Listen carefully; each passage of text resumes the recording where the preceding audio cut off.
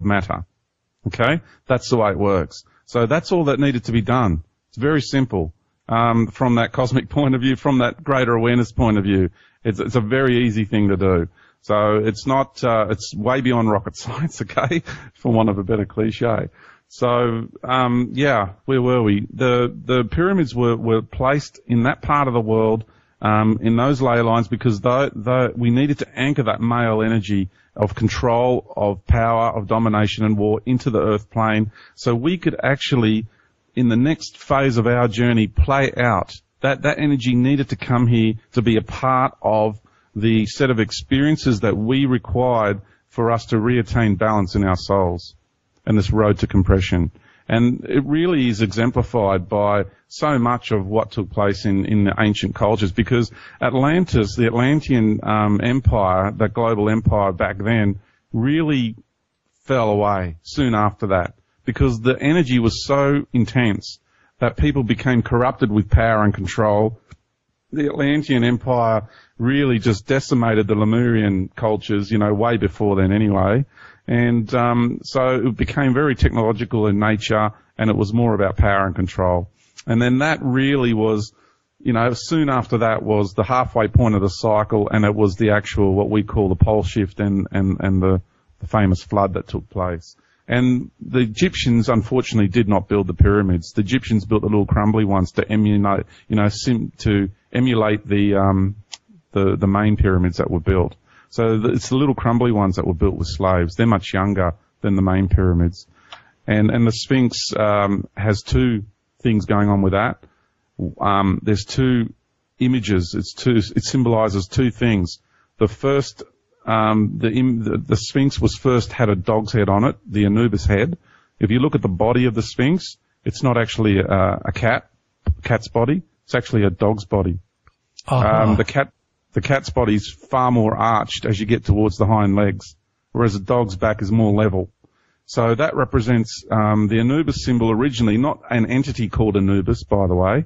It represents the dog star of Sirius. So it's not a lion? Yeah, originally it wasn't. It is also a lion in the sense that of the lion beings of Sirius and the lion representing the sun. Right. So what people need to understand is everything has a multi-dimensional format to it. There's never just one reason for something existing. Okay, we habitually, because we have linear thought patterns here, yes. We always look for one answer in something, whereas everything is multi-dimensional. So the Sphinx represents many things on many levels. It's not just one. Okay. I have a question, though, about the Sphinx, because if you look at the face, it portrays Pharaoh.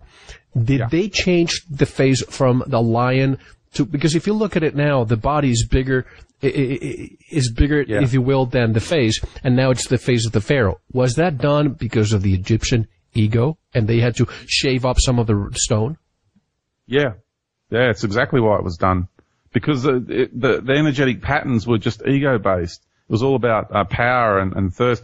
And I just want to reiterate, too, the Akhenaten Nefertiti thing, okay? Mm-hmm. I just want to clarify something here.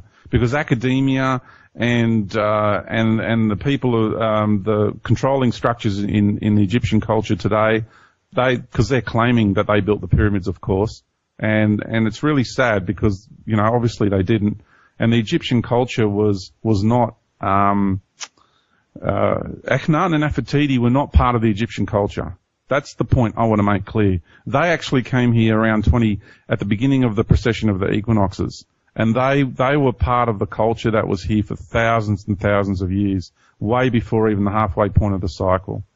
So they were here from about 24,800 years ago. And that's just one thing I want to clarify. Their time, and that time in Amarna and the golden period of Akhenaten and Nefertiti was way, way, way, way back. Okay? It's so much further back than everyone's being led to believe. They came here to set the stage for the precession, this last cycle that planet Earth was going into. Because they are elders of Sirius, and their body shapes, you look at their bodies, you look at their craniums, the whole family. And then you realize that those same craniums exist all over the world. You know, it's not an illness. You know, these are beings from Sirius. These are Syrian beings. That's what my body on Sirius looks like. That's just one thing I want to clear up, because there's a whole lot of stories going around.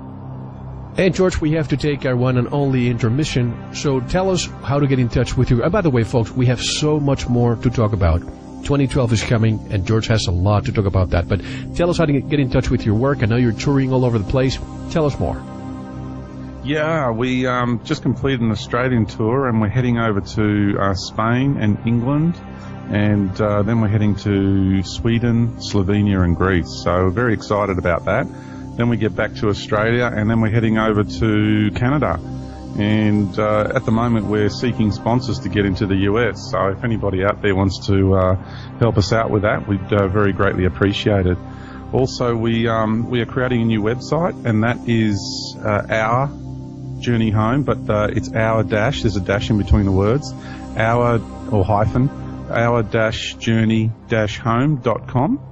And my old website, georgekavassilas.org, O-R-G that is still available, and there's a whole plethora of information on there, and interviews and videos and some literature, so there's plenty there. And our new website will be up and running in the next 3 weeks. There's a landing page there already, and people can purchase the actual tickets for the events of our tours. And the information for the global tour is available on both websites. So very exciting times. Let's see if I can help sponsor your arrival to the United States, because a lot of people here are interested in listening to what you have to say. And I realize I've been mispronouncing your last name. It's Kavassilas, so I apologize. Oh, that's okay. Yeah, I've had it throughout my schooling life as well, and it really doesn't matter. But yeah, I probably prefer Kavassilas if you can get your tongue around it. Absolutely. And folks, we have links on our website. This is Mel Fabregas, and you're listening to Veritas. Don't go anywhere. Thank you very much for listening. We're going to talk more with our special guest in our members section. If you're not a member, just head on over to our website, veritasshow.com, and click on the subscribe link to listen to the rest of the show. As a member, have you subscribed to the iTunes link? Let iTunes download all segments of each new show automatically. There's a link in the members section. Just click on it and let iTunes do the rest. We'll take a short intermission, listen to some music, and we'll be right back with more. Enjoy.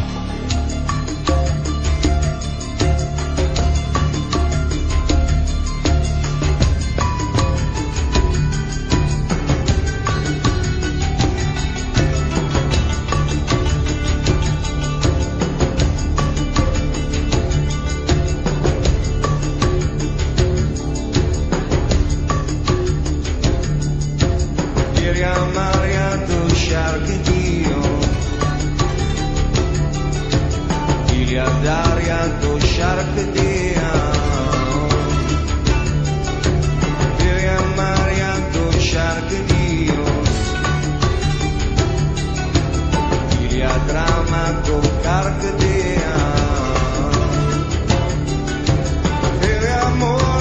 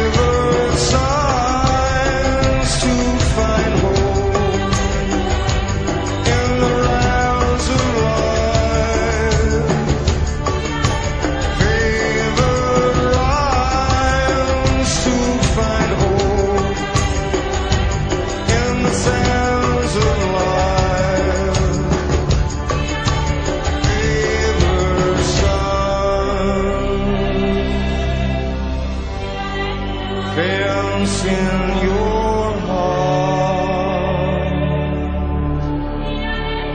savored sun,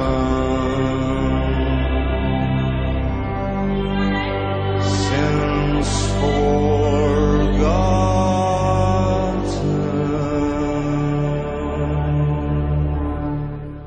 This is Nigel Kerner, and you're listening to The Veritas Show.